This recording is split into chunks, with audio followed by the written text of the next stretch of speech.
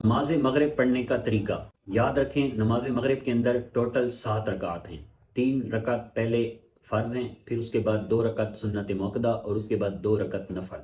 3 رکعت فرضوں کے اندر نیت کرنی ہے، 3 رکعت نماز فرض وقت نماز مغرب، اور 3 رکعت فرض پڑھنے کا طریقہ یہ ہے کہ پہلی رکعت یعنی اللہ اکبر تکبیر تحریمہ سے شروع کرنی ہے، اس کے بعد سبحانک اللہم و بحمدک ثنا پڑھنی ہے، پھر الحمد شریف پڑھنی ہے اور سورت پڑھنی ہے۔ اس طرح دوسری رکعت الحمد شریف سے ابتدا کرنی ہے اور سورت پڑھنی ہے، اور التحیات کے لیے بیٹھنا ہے، وہ عبدہ و رسولہ تک پڑھنا ہے، اور اس کے بعد جو تیسری رکعت ہے اس میں صرف الحمد شریف پڑھنی ہے، ساتھ میں سورت نہیں ملانی۔